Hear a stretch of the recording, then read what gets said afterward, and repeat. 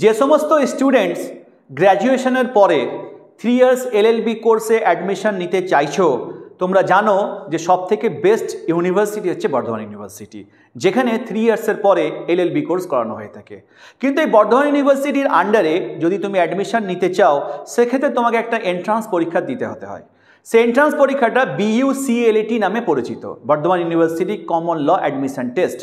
এবং সেই পরীক্ষাটা একটি টাফ পরীক্ষা হয়ে থাকে এবং সেই পরীক্ষার মাধ্যমে সিলেকশন হয়ে থাকে কারা কারা গভর্নমেন্ট কলেজে চান্স পাবে বর্ধমান ইউনিভার্সিটির আন্ডারে। সেখানে মাত্র দুটি গভর্নমেন্ট কলেজ রয়েছে, একটি ডিপার্টমেন্ট অফ ল আর একটি হুগলি মহসিন কলেজ। এই দুটো গভর্নমেন্ট কলেজে চান্স পেতে গেলে একটা প্রিপারেশন সুনির্দিষ্ট পদ্ধতিতে করতে হবে। আর সেই প্রিপারেশনটাই অ্যাক্সিল লিগ্যাল একাডেমি বিগত বছরগুলোর মতো এবছরও 17ই জুন থেকে শুরু করিয়ে দিয়েছে পড়ানো, এবং সেই কোর্সটা আমরা সম্পূর্ণ বিনামূল্যে করিয়ে থাকি। এবছরে কিন্তু তার ব্যতিক্রম নয়। মাত্র 305 টাকা দিয়ে যদি তুমি এনরোলমেন্ট করে থাকো, তাহলে এই কোর্সটা আমরা সম্পূর্ণ বিনামূল্যে তোমাদেরকে করাবো।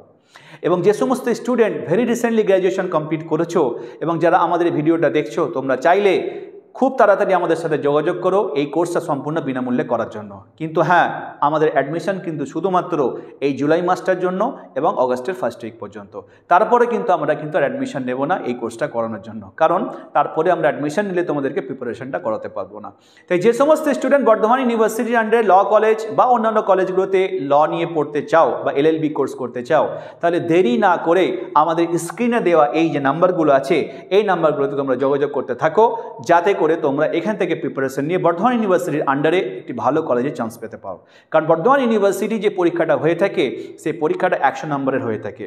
সেখানে 80 মার্কস ইংলিশের উপরে থাকে আর বাকি 20 মার্কস জিকে, কারেন্ট অ্যাফেয়ার্স এবং কিছু লিগাল টপিকের উপর থাকে। যদিও গত বছর লিগাল টপিক থেকে কোনো প্রশ্ন আসেনি বা লিগাল ম্যাগাজিন থেকে কোনো প্রশ্ন আসেনি, কিন্তু এবছর যে আসবে না তার তো কোনো মানে নেই।